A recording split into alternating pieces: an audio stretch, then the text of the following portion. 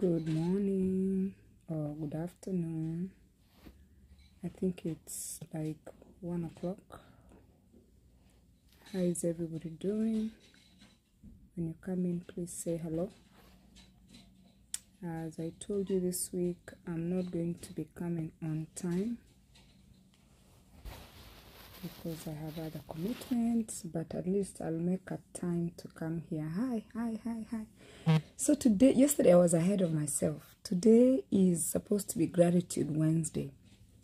Gratitude Wednesday is the day I come here to remind you guys to be grateful. So I'm going to ask everybody a question this morning. What is that one thing that brings you joy? Bill Clinton, Baido, how are you? How are you doing? What is that one thing that brings you joy? Okay, that's the challenging question for you. Think about it, internalize what brings you joy. And if there's something that brings you joy, have you done it today or have you done it lately? Because if we do things that bring us joy a little more often, we are going to be feeling better. Okay, what is that one thing? And if the thing that brings you joy, you're not doing the thing that brings you joy, when do you plan to change your mind to start doing it? Atieno Nyakwar Ruta, how are you? When is the day that you're going to change your mind and start doing what brings you joy? For me, I always tell you, eating brings me a lot of joy. So, I've done everything I can to afford food. I like to eat. I like to travel. Unia, how are you? I like to travel. I like to dance. What are those things that you really like that bring you joy? I like to garden. I have a lot of things that I like to do. Even though this is a grapefruit, I'm eating a grapefruit. A grapefruit is bitter, but I like the bitterness, yeah? So, I will eat it even if it's not as sweet. What are those things you do? Even gardening, it's not like the best thing. It's a lot of work, but I do it. Atieno keeps a gratitude journal of things that bring her joy. That's very good, Atieno. Thank you. That is what you're supposed to do. Actually, I have my gratitude journal. Where is it? Where is my gratitude journal? This is my gratitude journal. It's purple. Okay? Pray about it, girl. And in my gratitude journal, it's a daily thing. It gives you the date, you put the date, and then in the corner, there's a little box here that you write what you're grateful for. This is something that we all need to practice every day, okay? Write it down. Don't just say it, write it down. Sing my #1 song on the list. This is the only thing I can do without expecting pay. That is nice. You see that, Rose? Yes, today is Wednesday. Yesterday you were ahead. I was ahead of myself. Divina Ratemo, how are you? I'm seeing all of you guys, my faithful followers. Thank you for following me. So that is the question we are asking today, you know. What is that one thing that brings you joy? Do you, like Atieno has said she keeps a journal. I keep a journal too. I write those little things, you know, that I do. Did you know that gratitude is going to improve your health overall? Did you know that being grateful for little things is going to get you to the next step that you want to go to? Sometimes people don't know that if you start being grateful for the little things that you have, you're going to create a way to get bigger things. Are you grateful for the people that have brought you along the way? When I was growing up, I didn't think in Nyando Chebere, I didn't think my life was really good because I used to look at families that used to go on holiday. I used to look at families that they had house help.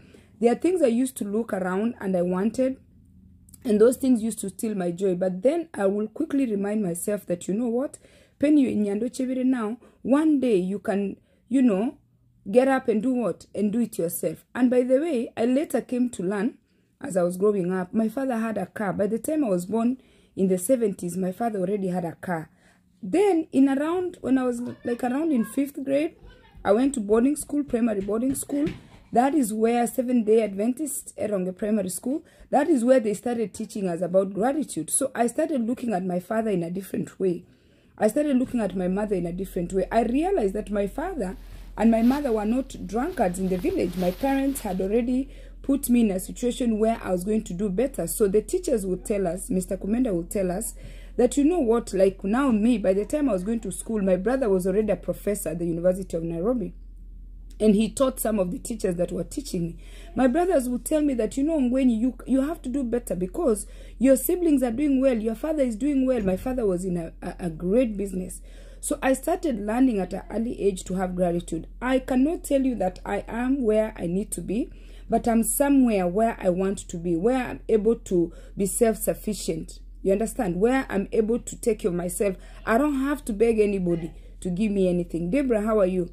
Nyando Chevere on Monday. Etundubali, let me tell you, we used to pick tea. We were living a miserable life, which, let me tell you now, my children think they live a miserable life because I make them work. For everything that I'm doing, they have to do. If I'm going to sell waist beads, like I told you, I'm doing waist beads here, they have to do these waist beads with me. When they came from Kenya, they are like this. I have to separate all these waist beads and put them in the bag. And guess what? I won't do it by myself. So I have to make them work. So that way they know where the money is coming from, where their, you know, where their income is coming from. So when I was in Nyando Chevere, I thought I was suffering. But I learned quickly that, you know, I needed to have gratitude, okay? Appreciate the people that are around you. Some of us, we take the people that are around us for granted. Some of us, we take the people that have helped us along the way for granted. Some of you have a wife. Some of you have a husband. Some of you have children. There are people who want a husband. There are people who want a wife. There are people who want children. There are people who want what you have. But because we are so caught up in quickly forgetting of what God has blessed us, we don't have a day to be grateful. We want more and we forget to be grateful for what we have. Be grateful for what you have, okay? Those people that you care about, how often do you call them? Do you call those people and check on them, ask them how they're doing? How often do you call your parents? How often do you call your sisters? How often do you call your friends that you call your friends? Some of you, you don't even call your friends. You wait until they die. After they die, you're going to be like, oh my God, I wish I made time. Oh my God, you start crying. How often are you calling your friends? Okay? Where are you from? I'm from New Jersey. Okay? Call those people on your list. Go on your list and call them. Ask them, how are you doing? Create time for reflecting. For me, it's Friday. Friday is a day for me to reflect. It's a day for me to look back and ask those people who have helped me along the way. And I thank them. And I text some of them. Some of them I make time. We go to lunch with them. Some of them I call them on WhatsApp, on FaceTime. Do you have time to call some of the people who have made it, help you make it along the way? And sometimes the other thing is we have to let go of the past. Grace, how are you? You have to let go of your past. Sometimes the past is very painful. Yeah? The past can hold you from living the present and you will not have a future. Because if you keep focusing on Nyando Chevere, where you came from, you're going to miss the present. You have to be grateful for where you have come from. Because it's out of those problems you're going to learn. When the hackers hacked my page, had they not hacked me now, they could have hacked me later, maybe when I had 1 million followers. But they hacked me earlier. Be grateful that you had those problems early in life so you can decide what your future is going to look like. Let go some things, because the more you hold on to them, the more you are not going to progress. Even material things. Every now and then declutter your house. Give away things. For me to fill this bowl with fruits, I have to eat these fruits. It's the same system. Offload your kindness to other people. Don't think that you don't have anything to give. Everybody has something to give. We have people who are homeless. We have people who are walking without clothes. We have people who don't even have a bowl of soup to drink. Even beans. I have a lot of beans in my house. Offload something to somebody. Don't think that you don't have enough. Offload even 10 shillings to somebody. Offload your house. Like, go declutter, clean up your home. Go to like another a charity place. Donate. If you don't have things to donate, you understand? Donate your time. Okay? It is very healthy to be grateful. The moment I always start having arguments with my husband, or when I'm having trouble with my children, I look at them. It takes me a few minutes to remember that, you know what, some people want a husband. Some people want children. And quickly, I turn my thoughts. I turn the way I'm thinking. I turn the anger. My anger becomes, when I start having gratitude, my anger becomes soothing. Like I soothe it with gratitude. I start feeling, oh, why should I just be so mad at my husband like this? There are people who want to be married and they cannot find a spouse. If it's my children, I know people who are trying to have so they've spent so much money to have children. If my child is going astray, I should be grateful I was able to see my child. Why should I just be so mad until I can't eat? Let me just find a way. When you start looking at yourself and where God has brought you and what you have, you're going to let go some things. Let's talk about siblings for a minute. Siblings can overburden you. You love your siblings. You love your parents. You love everybody in your family. But sometimes, because we don't have gratitude, you find that your siblings are living in the past. You find that your siblings are the ones who are constantly reminding you of the past that you guys suffered together. You find that your siblings, sometimes you succeed, you're financially stable, and now your siblings want to take away. They are thinking you are doing better.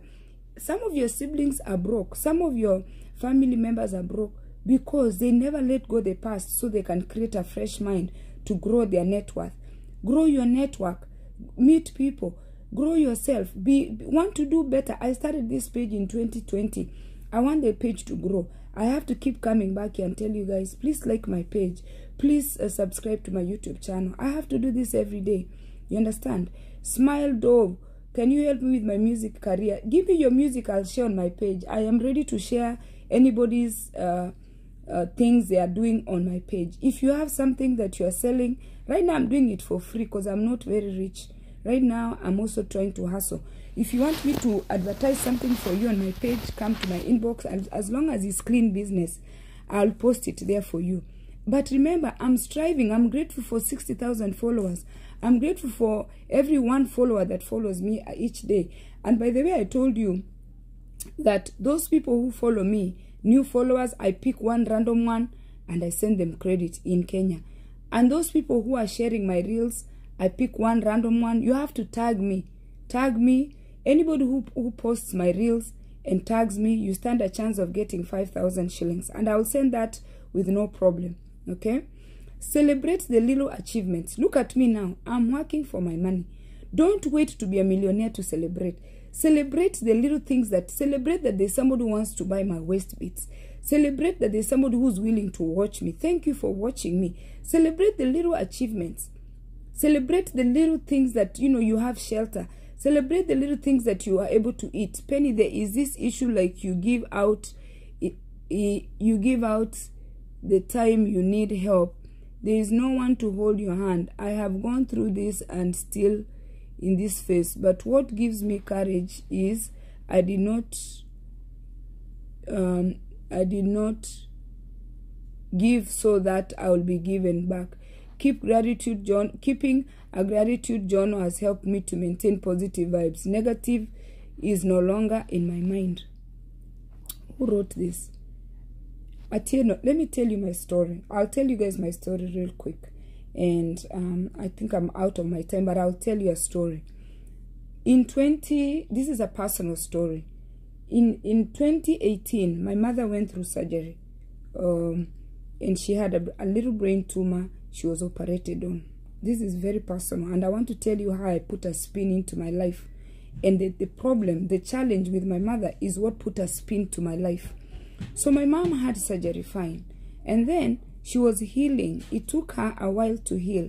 But before she healed, she was in and out of the hospital. At her age, after the surgery, she kept like fainting because she could not make sodium because of the surgery they had done, given she's older. So when COVID hit, the beginning of 2020, when COVID hit, I work in a facility in healthcare, and I figured the best thing for me not to kill my mom is to take time off to take care of her for 3 months while the job was trying to figure out what they were doing with COVID. When I took out time from my job, I was home for 3 months without pay. I took leave of absence. But then I needed to pay insurance. My insurance, health insurance, without me being on the clock, was $1,200. I was paying $1,200 every 2 weeks. So what I did, I went to my family members and friends, okay, clean.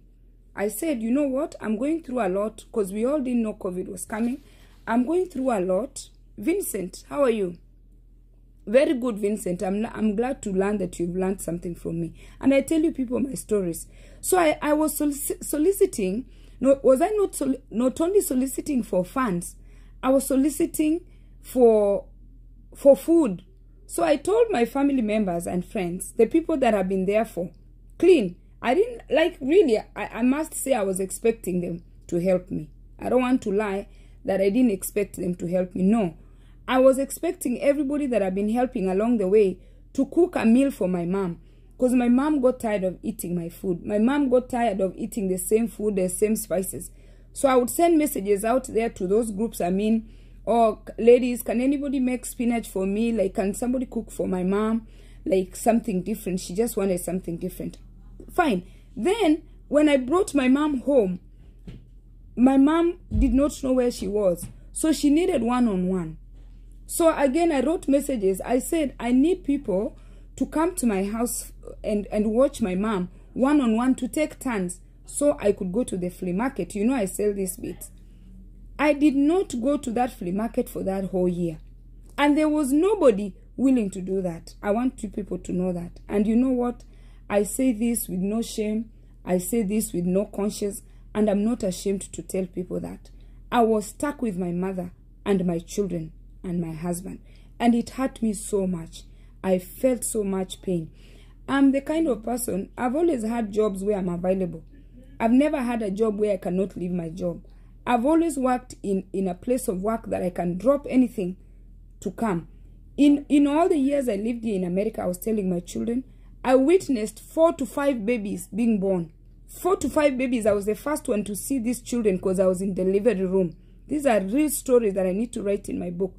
I was there when these women were giving birth. Okay, I stood there. When I needed people, when my mother was sick, these people were not there.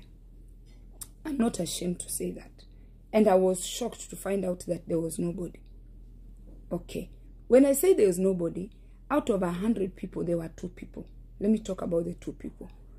Those 2 people came through. Those people came and helped me. Some people did not give me money. The 2% came and sat with my mother. The 2% made spinach and put a little milk. Right? 2 ladies were making spinach and sending the spinach to me. It's not because I could not really afford spinach. My mom wanted somebody's food that was different. Those 2 people, I'll never forget them. So, I have been in a situation. I want to speak to people. I used to be the one who used to give. I used to be the one who was Kimbele. In Africa, Kimbele means you are there for everybody. I've been there for everybody. And I gave it all. But the thing is, I expected them to be there for me. That's what shocked me. But again, it's a good thing it came the right time because I wasn't disabled. It was my mother who needed help. So now I know if I ever go down, there's nobody who's going to be there for me except me. Okay? What did Yunia say? Hugs. It happened to me. Taking care of your parents is the greatest blessings ever. Yes. And then, while I was in my frustration, the 2% that came to help me, a friend of mine in Kenya, one day I was talking to a friend of mine in Kenya, and I told her I'm so frustrated. Between me and my siblings and my friends, I was at the edge. I couldn't take it. And guess what? I blocked most of them. They don't see me on Facebook anymore. I blocked them because I was talking about them every day when I could. This was the place I would come and tell you people that, you know what? Hell is out here. You think you have people until you have a problem. One friend of mine told me, she was in Nairobi. She said, Penny, there's a mistake you're making. I said, what do you mean a mistake I'm making? I've been taking care of my mom. I've been taking care of my siblings. I've been taking care of my friends. I've been there for everybody. I have babysat all the children in the neighborhood. Why me? This lady told me, Penny, you are the one who has a problem. I said, what do you mean? She told me, operate like you are the only child your mother had. And she told me, a mother can give birth to 8 children and only one will take care of her. She told me, close your eyes. Moving forward, don't ever look for your siblings.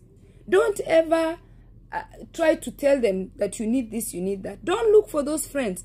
Let those people that you know that you need help to come to you. And guess what I did? I left all the family groups. In fact, I have 2 that I stayed. Because a few people from there helped me. Out of anger, I left all the groups. And I was done. And I've never looked back. I was reading this book not too long ago. Necessary Endings. That friend of mine in Kenya helped me to end some of the relationships with my siblings and my friends. I ended that relationship because I was expecting things that I wasn't getting. I was getting frustrated. I was getting depressed. These are people I've been there for. These are people I used to babysit their children for. These are people I gave my 100 to. They were nowhere to be seen. So tell me, the way I talk on Facebook like this, if I'm disabled one day, what's going to happen to me? That was my mother. What do you think these people will do to me? They want me to perish. And you know, all the people that are wanting you to come down, they are not up there. Because if they go up there, they'll know it's full of blessings. They are down here waiting for you to come down there. Anybody who wants you to come down, they are there. Because when they want you to come down, they are there waiting for you to see you down there. Because if you are up there, you will never wish. If you are up there in your life, you will never wish for anybody to come down. If you are up there in your life and your kids are doing great, everything is good, your business is booming, you will never wish anybody to come down. Only people who are down there, your siblings. And I want you guys to go back in the Bible, Cain and Abel. I want you guys to always go back in the Bible and reference to your siblings and your parents. That is why in Ephesians you are told that parents, respect your parents. And parents have been told not to provoke the children. It is because the people that we love the most are the people that are going to cause havoc the most. Are the people that are going to make sure that they bring you down. They are the people that are going to make sure they destroy you. They are called siblings. They are called close friends. They are called parents. They don't care. They want you to perish. They want to make sure that these vacations you've been taking everywhere, that these nice cars you've been driving, these pictures you've been posting on Facebook, they want to make sure that you come down to the bottom. And who is God? God knows your heart. God knows you don't wish your siblings bad. God knows you don't wish your parents bad. God knows that, you know what, Penny, you have a clean heart. You've been helping with a clean heart. When you're helping, it's money that you look for and you start your own business and then you share it with your siblings. But now after some time, they want to make your money their money. They don't even know if you're on loans. They don't know if you've borrowed. These siblings want you down. They want to make sure you're in the latrine, down where they are. Because somebody who's up there will come to you. Anybody who understands the hustle will say, Penny, I know you're hustling. Penny, I know you've been taking care of mom for 20-something years, okay? I've had mom for 23 years. They will say, no, let's rush. Penny, oh, you know what? Let me take mom. No, that's not the case. You've had her. She's been babysitting for you. Now you want to throw her. That is the rubbish I was hearing. Oh, you now mom is old. You don't want mom. Instead of saying, oh, how can we help care for mom? No. They are throwing mom. Oh, they don't want mom. Oh, these are this. They were saying all kinds of rubbish, which I always say here on Facebook. I'm going to write it on my book. I saw the worst in everybody. I saw the worst characters in family and friends that I called family and friends that were supposed to be there. They don't care. The few people that cared, I have friends that I met on Facebook. They flew from other states to come and sit with me in the hospital with my mother. There's a time my mother was just so confused. She doesn't know if it's me or who's who. She forgot who it was who. People came and sat with me there in the hospital. Total strangers I met on Facebook. So I didn't mean to talk about this, but I wanted to talk about this. That in all, I want to thank God that I survived that crisis. In all, I was waken up by my problems to wake up early and know that I'm alone. In all, I thank God for those sufferings that I went through with my mother. In all, it wasn't easy. But you know what? In all, I got to know that I'm alone. In all, I got to know that nobody cares. In all, I got to know that not everybody you're helping is supposed to help you. In all, I got to know that, you know what? Care for your parents like you're the only child. In all, you need to know that, you know what? Not everybody that is your brother, your sister wishes you well. They want you to fail. They want you to come down there. They keep saying that one day you'll be poor. And some of these siblings, when you help them, when you give them money and you give them a lecture, they go sit with their children and say, oh, she keeps talking to us like one day we will not come out of poverty. When they come out of poverty slightly, they start talking trash. They start saying, oh, she thought she was the only one who will always have money. And you know, they don't know that you are telling them that you have money because you are living a tight life. They don't know that you have money because you are living a simple life. They think you are rich. You woke up one day and money fell on you. Your siblings should know you did not inherit money. There is no mother, father who gives one child money and leaves the other child. If my mother had 8 children and she had $1,000, knowing my mother will not give you more money and leave my sister. No, a mother loves her children equally. If I have 100,000, I'm going to split it with all my children, whether they are good or bad. So your siblings should know that you are not rich because your parents gave you what they have. No, there is no rich. Sometimes you are living on borrowed money. Because you know what? Even the rich, the so and so, live on borrowed money. You understand? You are taking loans so you can make profit and pay the loans. Okay? So, if you see people doing things, some of us, we borrow money to give our children experiences. Because why? The children are not always going to be children. So, I'd rather take a loan for $20,000, take my children to Kenya for 3 months, and then I'll pay the loan later. So, they don't miss the moment. So, anybody who's looking at me, they're saying, oh, Aki, she's rich. No, there's nothing. That culture of being, she's rich is not there. People are struggling. Akina Trump, all these Americans, they are loans. They have student loans. They have loans of everything. Have gratitude. Be grateful of the small things. Like this lady that makes these beads for me, I should be grateful. Yeah? Noah is saying that my story is like his story when his mother was sick. My book will be really many pages. Noah, we need to break the barriers and stop keeping secrets of our family members neglecting the parents to one child. They neglect the parents and leave one child to struggle. And you know, they are thinking like you have money. We are living on borrowed money. We go to the bank and get money. You're stuck because you look like now you know you had a big job. Your name is up there in the government. Oh, no, he has money. Maybe you're making peanuts. You just have a name and you're making peanuts. For me, I travel. Every month I'm flying somewhere. From these beads, I fly. So now they're thinking, oh, she's been flying, traveling. Now she wants to ask us for money. No. You're supposed to be there for your friends who are there for you. We are going to write these books and we are going to put them on the shelves. And I'm yet to write more books about what some of my siblings have done to me. Some of my siblings have been demonic. They are devils, little witches. And I will put it in the book. And one of these fine days, I will speak for those who don't like to read. I'll tell you what some of the rubbish some of my siblings have done. And it's real stories. They want to make sure that they destroy you. They want to make sure that they put you in serious poverty. They want to make sure that you fall. We are not falling. We are not falling anywhere. You have to take care of your parents like you are the only child. Don't worry about everybody else. That was my friend's advice. Looking for people. No. Let us start shaming these sibling demons so people can know. Because you know what? We don't want people to go through what we have gone through. I have to tell you that some of your siblings want you deported. They want you to be taken back to Kenya. You're in America with your sibling. Here they are calling immigration on you. Jesus Christ. Like America is theirs. They are calling immigration. They are saying, remove this woman from here.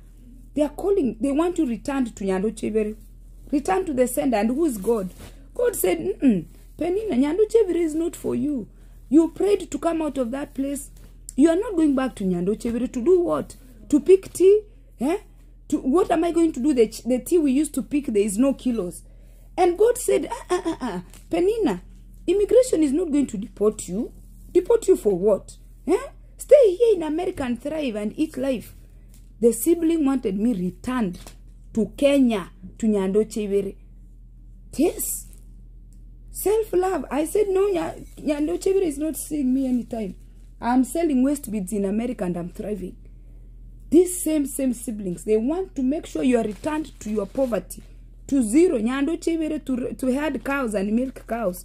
And go to Etinga Omogak. They want me in the village. They are saying, I have to return you. I'll take you back. I'll take you back. They want to return me back to the sender in the village. And God said, my daughter, you're not going to Nyando Chevere. You'll go there. as a tourist. You're not going there to pick tea. You're not going there to herd cattle. You're not going there to fight with snakes. Why am I not clear? My network is bad. God said that you are going to stay in this America. You will go to Nyando Chevere just to film, to do a documentary. Nyando Chevere, once I become very rich, I'm going there to do a documentary of my childhood. I'm going there to write a book. I'm going there to look at the area, to show my grandkids. That is the only thing that is taking me to Nyando Chevere. Not the American government deporting me. This guy, they want you to be returned. You need to be going home. That time, the time I didn't have papers. Now I have an American passport through God's ways. And I didn't even cheat the system. I applied the straight way and I got the American passport. The right way. I didn't even do monkey business. Nothing. God brought that green card to me like, pap. Now I have that passport. I will be in Nyando Chevere doing a documentary. So good people, let me go so I can get back to my job. All I'm doing is selling waist beads. Okay, find your passion, do it, and do it passionately. And like my page if you've not liked my page. Team Kenya, I want to give you guys part of the money I have. I have money that I get from Facebook. You see stars, you can see subscription, you can see stars. Facebook gives me stars and everything. Okay, people send me stars. When I accumulate that money, I have to give somebody $50 once every Friday. Tomorrow is Thursday. $50 will be going to somebody. Just share my reels and tag me on those reels. Okay guys, I gotta go. I will talk to you guys later. And as I just spoke about my mom, you're going to be seeing my mom more often because I have more time. She's getting stronger. My sister came from home and she's taking good care of her. She's massaging her. We thank God, oh. My sister also came now from Kenya. Kenya Airways. She's here taking care of my mother. That is a praise report. Just to tell you, my sister stopped everything she was doing. You saw me with her traveling around. She came to take care of my mom so we can also take a break. That is what life is all about. And we are so happy about her coming. And my mother feels so good. And my mom is so happy to have somebody she can talk to, because the rest of us have to work. We get a few days, like me, I get a few days here and there, but I have this business. Cheers, guys. This is my personal story. I'm going to be bringing more personal stories. If you're on this video, this is 24 people. Share this video on your page. If you're afraid, it's okay. But if you're not afraid, share this video and tag me on the reels. Love you guys and thanks for watching. You see, Unia story is my story. So Unia, be comforted in Christ. Know that good things are coming your way. Know that God is going to open a way for you. And know that you have modeled to your children how to take care of a parent, or your nieces and nephews how to take care of your parent. So when your time comes, they'll do the same thing. Cheers, guys. Thank you.